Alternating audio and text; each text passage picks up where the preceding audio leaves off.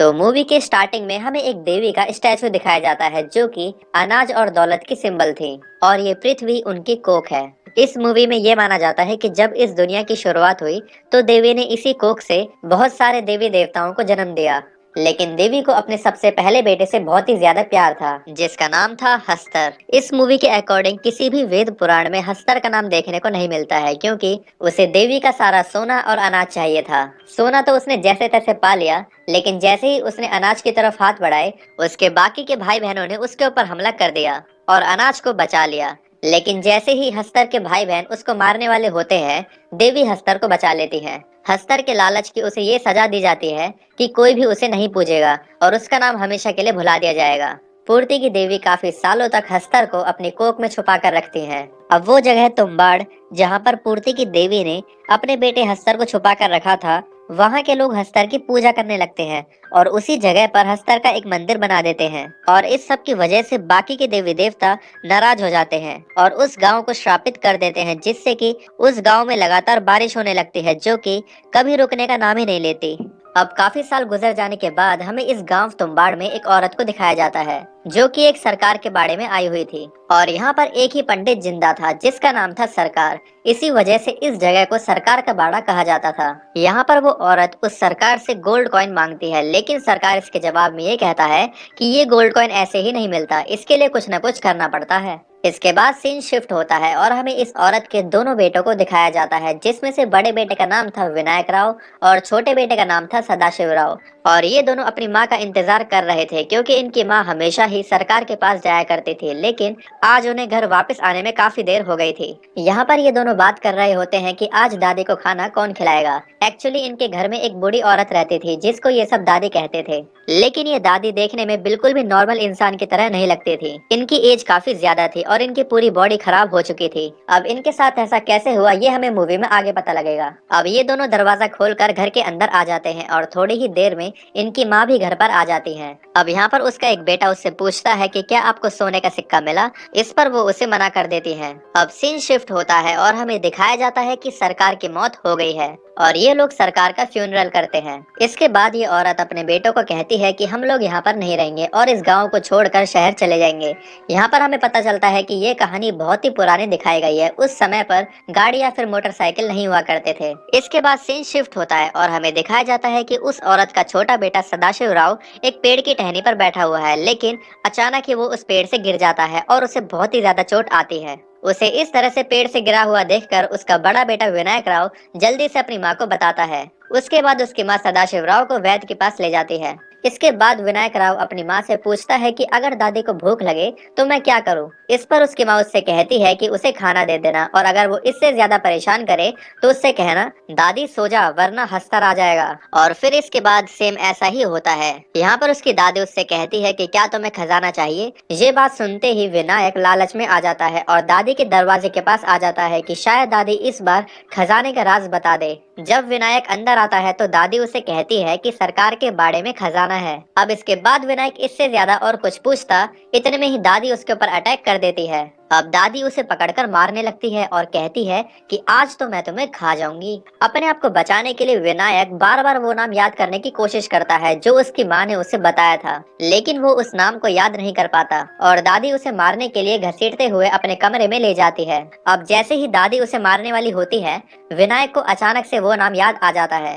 वो जोर से कहता है दादी सो जा वरना हस्तर आ जाएगा। और ये सुनते ही दादी तभी वहाँ पर गहरी नींद में सो जाती है। तभी वहाँ पर विनायक की माँ आ जाती है। विनायक अपनी माँ से अपने भाई के बारे में पूछता है, लेकिन उसकी माँ रोते हुए कुछ भी नहीं कहती। इसका मतलब ये था कि अब उसका भाई मर चुका है। इसके बाद वो दोनों माँ बेटे सुबह होते ही नाव से शहर के लिए निकल पड़ते हैं। यहाँ पर बोट में विनायक अपनी माँ से गोल्ड कॉइन के बारे में पूछता है। इस पर उसकी माँ उसे एक गोल्ड कॉइन दे देती है, लेकिन विनायक को तो खजाना ही चाहिए था। वो अपनी माँ से कहता है कि अगर हम दादी को कुछ दिनों तक खाना नहीं देंगे तो एक दिन वो भूख की वजह से खजाने के बारे में जरूर बता देंगी। इस पर उसकी माँ उससे नाराज हो जाती है और उसे कसम दे देती है कि आज के बाद तुम इस तुम्बाड़ गांव में कभी नहीं आओगे। शायद उसकी माँ ने अपने एक बेटे को खोकर अपने लालच का सबक सीख लिया था। इसके बाद हमें 15 साल बाद का सीन दिखाया जाता है और हमें ये दिखाया जाता है कि विनायक अब बड़ा हो गया है और वो इस तुम्बाड़ गांव में फिर से आया है, क्योंकि शायद उसे आज भी उस खजाने का लालच है जिसके बारे में उसकी दादी ने उसे बताया था। इसके बाद वो सीधे अपने तुम्बाड़ वाले पुराने घर में जाता है। अब वो यहाँ पर अपनी दादी को देखकर चौंक जाता है, क्योंकि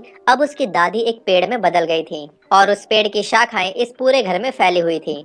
हैरानी की बात ये थी कि उसकी दादी का सिर्फ सर और दिल ही बचा था जो अभी भी धड़क रहा था। इसका मतलब उसकी दादी अभी भी जिंदा थी। अब यहाँ पर विनायक अपनी दादी से फिर से उस खजाने के बारे में पूछता है और उनसे कहता है कि अगर आप मुझे खजाने के बारे में बता दोगे तो हम उस खजाने को आपस में बांट लेंगे। इस पर उसकी दादी उससे कहती है कि अब मुझे कुछ भी नहीं चाहिए और मैं और ज्यादा जीना नहीं चाहती। इस पर विनायक उनसे डील करता है कि अगर आप मुझे खजाने के बारे में बता दो तो मैं आपको आपकी जान से आजाद कर दूंगा, यानी कि आपको मुक्ति दिला दूंगा। इस पर दादी उसे बताती है कि कई साल पहले की बात है जब मैं कुएं में उतरने में माहिर थी। ये सुनकर विनायक को पता लग जाता है कि खजाना कुएं में है। अब विनायक जैसे तैसे उस कुएं का पता लगा लेता है और उस कुएं में उतरने की भी प्रैक्टिस कर लेता है, लेकिन अभी भी उसे ये पता नहीं होता कि इस कुएं से खजाना कैसे लाना है। इस पर वो फिर से अपनी दादी के पास जाता है और उसकी दादी उसे सारा राज बता देती है। इसके बाद विनायक दादी के साथ उस पूरे घर में आग लगा देता है, क्योंकि उसने अपनी दादी से वादा किया था कि वो उसे मुक्ति दिलाएगा। इसके बाद विनायक एक सोने का सिक्का लेकर अपने शहर वाले घर जाता है और वो यहाँ पर देखता है कि उसकी वाइफ ने एक छोटा सा बिजनेस स्टार्ट किया है।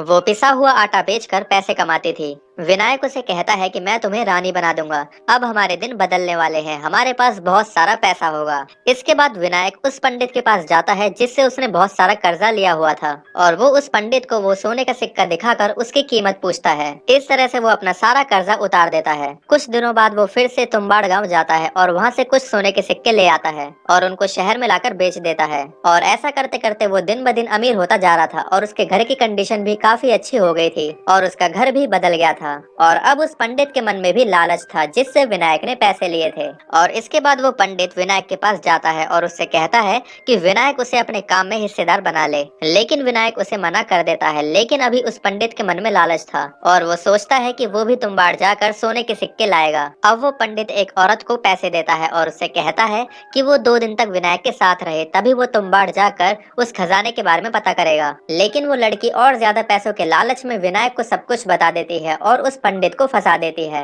इसके बाद सीन शिफ्ट होता है तुम्बाड़ गांव की तरफ। यहाँ पर हम इस पंडित को देखते हैं जो यहाँ पर पहुँच गया था। इसके पीछे ही विनायक भी आ जाता है जिसकी नजर सिर्फ पंडित पर थी, लेकिन विनायक उस पंडित को जानबूझकर सब कुछ दिखाता है कि वो किस समय पर क्या करता है। इसके बाद वो पंडित देखता है कि विनायक एक कुएं में उतरता है और उसके कुछ ही देर बाद वो वहाँ से बहुत सारे सोने के सिक्के लेकर बाहर आता है। अब वो पंडित भी ऐसा ही करता है। इसके बाद वो पंडित इस कुएं में उतरकर काफी आगे जाता है। इसका रास्ता बहुत ही ज्यादा तंग था और इस कुएं की दीवारें रेड कलर की थी और यहाँ पर साफ महसूस हो रहा था कि कोई सांस ले रहा है। यहाँ पर पंडित एक छोटा सा ट्रंक देखता है और जब वो उसे खोलता है तो उसमें से एक आटे की गुड़िया निकलती है। अब जैसे ही वो पंडित अपने हाथ में उस आटे की गुड़िया को लेता है तो तभी हस्तर को अनाज की खुशबू आ जाती है। अब वो हस्तर उस आटे की गुड़िया के साथ ही उस पंडित को भी खा जाता है। इसके थोड़ी ही देर बाद विनायक फिर से यहाँ पर अंदर आता है और वो देखता है कि इस पंडित की भी वही हालत है जो उसकी दादी की थी, लेकिन पंडित ने शायद विनायक की कभी मदद की थी, इसलिए वो भी उसकी मदद करता है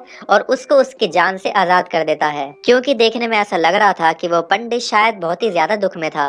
बेसिकली यहाँ पर एक वरदान था, क्योंकि इंसान कभी भी हमेशा जिंदा नहीं रह सकता, लेकिन हस्तर का ये कर्ज था कि अगर वो किसी भी इंसान को काट लेगा तो वो इंसान हमेशा के लिए जिंदा हो जाएगा, लेकिन हमेशा जिंदा होने के साथ ही उस इंसान की बॉडी पूरी तरह से खराब हो जाएगी, जैसे हमें स्टार्टिंग में विनायक की दादी को दिखाया गया था और अब हमें यहाँ पर इस पंडित को दिखाया गया है। इसके बाद कहानी शिफ्ट होती है कुछ साल बाद और हमें यहाँ पर विनायक का बेटा दिखाया जाता है जिसका एक पैर खराब था। यहाँ पर विनायक ने अपने ही घर में बिल्कुल वैसा ही सेटअप बना रखा है जैसा उस कुएं में था और उसका बेटा यहाँ पर रोज कुएं में उतरने और वहाँ से वापस निकलने की प्रैक्टिस करता है और इस सब को करने में उसे कितना टाइम लगता है उसे ये एक जगह पर नोट करता है। अब क्योंकि विनायक बहुत ही ज्यादा बूढ़ा होता जा रहा था तो उसे ये बात परेशान कर रही थी कि अब कौन कुएं में जाकर वो सोने के सिक्के लेकर आएगा। इसीलिए वो अपने बेटे को इस चीज की ट्रेनिंग दे रहा था। अब कुछ दिनों बाद विनायक अपने बेटे को लेकर तुम्बाड़ गांव आ जाता है और उसको यहाँ पर लाकर आटे की गुड़िया बनाना भी सिखाता है।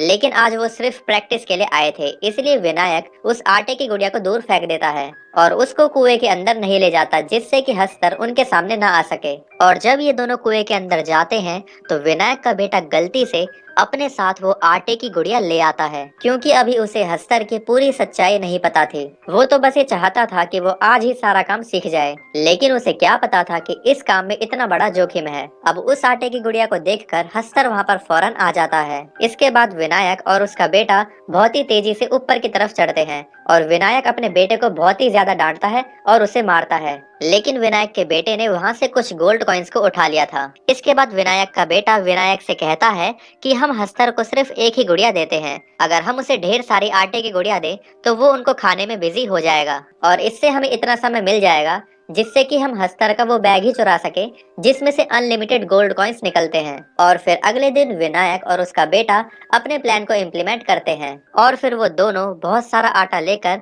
तुम्बाड़ गांव की तरफ चले जाते हैं और वो दोनों बहुत ज्यादा आटे की गुड़िया बनाते हैं। और अब वो जैसे ही कुएं में उतरते हैं वो ट्रंक के चारों तरफ आटे का घेरा बना देते हैं, जिसकी वजह से हस्तर उनके करीब नहीं आ सकेगा। अब ये जैसे ही अपने बैग में से आटे की गुड़िया को बाहर निकालते हैं, ये देखते हैं कि जितनी ज्यादा आटे की गुड़िया थी उतने ही ज्यादा हस्तर यहाँ पर आ चुके हैं और ये देखकर ये दोनों ही बहुत ही ज्यादा चौंक जाते हैं। लेकिन जो इन दोनों ने एक आटे का सर्कल बनाया था, हस्तर उसको पार नहीं कर सकता था, क्योंकि हस्तर के ऊपर इस बात का कर्ज था कि वो अनाज को अपने हाथों से नहीं ले सकता। लेकिन यहाँ पर तो इंसान खुद ही उसे आटे की गुड़िया दे रहे हैं, तो वो उसे क्यों ना खाए। बेसिकली वो सूखे आटे को नहीं छू सकता था और उसे गीले आटे की भूख थी। अब यहाँ पर विनायक को कोई भी रास्ता नजर नहीं आता, इसलिए वो अपने आप को सेक्रीफाइस कर देता है और बहुत सारी आटे की गुड़िया को अपने शरीर से बांध लेता है और अपने बेटे को बचाने के लिए वो रस्सी से चढ़कर उस कुएं से बाहर आने लगता है, जिससे सारे के सारे हस्तर विनायक का पीछा करने लगते हैं। लेकिन वो सारे के सारे हस्तर उस घेरे से टच होकर खत्म हो जाते हैं और अब विनायक का बेटा भी उस कुएं से बाहर आ जाता है और वो देखता है कि विनायक की भी वही हालत हो चुकी थी जो उसकी दादी और उस पंडित की हो गई थी। और यहाँ पर वो अपने बेटे को सोने के सिक्कों की एक थैली देता है, लेकिन उसका बेटा उसे लेने से मना कर देता है, क्योंकि अब उसे अपनी गलती का एहसास हो गया था। इसके बाद वो विनायक की बॉडी को जलाकर उसको मुक्ति दे देता है और इस मूवी से हमें ये सीख मिलती है कि ग्रीड इज ए कर्स।